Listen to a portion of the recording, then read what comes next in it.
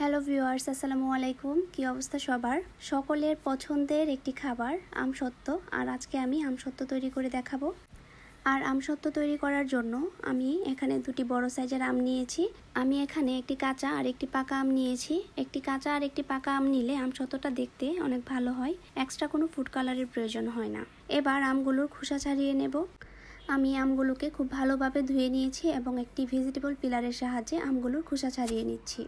আমগুলোর খোসা ছাড়ানো হয়ে গিয়েছে। এই পর্যায়ে আমি ছোট ছোট টুকরো করে আমগুলোকে কেটে নেব।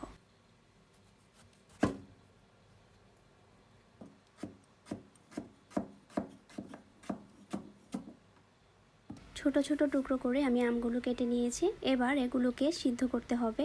আর সিদ্ধ করার জন্য একটি প্যানে দিয়ে দেব আর সামান্য পরিমাণ পানি দিয়ে ঢাকনা দিয়ে ঢেকে দেব।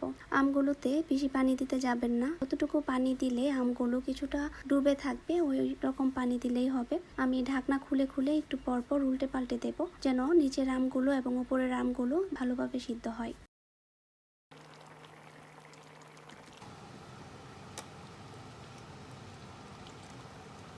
আমগুলো সিদ্ধ হয়ে গিয়েছে। এই পর্যায়ে আমি চুলা থেকে নামিয়ে কিছুটা ঠান্ডা করে নেব এবং ব্লেন্ড করে নেব। আমি যে আমগুলো নিয়েছি এই আমগুলোর মধ্যে কোনো আঁশ নেই, আর যেহেতু আঁশ নেই এগুলোকে ছাকার কোনো প্রয়োজন নেই।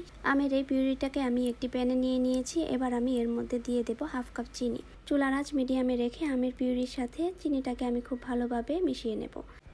চিনিটা ভালোভাবে মিশে গেলে এর মধ্যে দিয়ে দেব হাফ চা চামচ বিট লবণ, 1.5 চা চামচ মরিচের গুঁড়ো আর হাফ চা চামচ লবণ। এই পর্যায়ে সবকিছু খুব ভালোভাবে মিশিয়ে নেব আর চুলার আঁচ মিডিয়ামে রেখে অনবরত নেড়ে চেড়ে 5 থেকে 6 মিনিটের মতো এটাকে জাল করে নেব।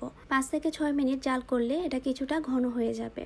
এই পর্যায়ে 2 চা চামচ সরিষার তেল দিয়ে দেব। তেল দেওয়ার পর এটাকে খুব ভালোভাবে মিশিয়ে নেব এবং এর মধ্যে দিয়ে দেব 5 ফোড়ন। 5 ফোড়ন দিয়ে আরও 4 থেকে 5 মিনিটের মতো আমি অনবরত নেড়ে চেড়ে এটাকে জাল করে নেব।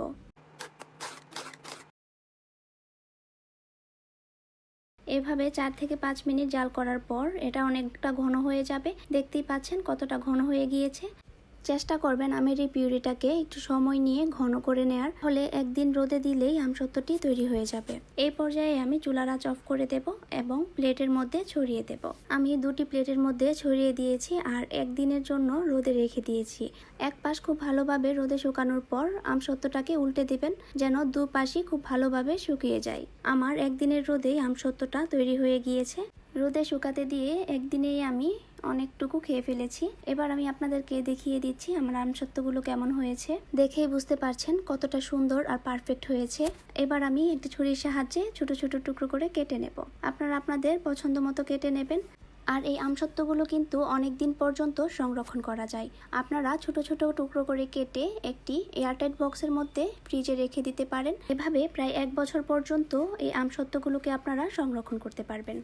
আমার আজকের ভিডিওটি এই পর্যন্তই। আমার এই ভিডিওটি আপনাদের কেমন লেগেছে তা অবশ্যই কমেন্ট করে জানাবেন।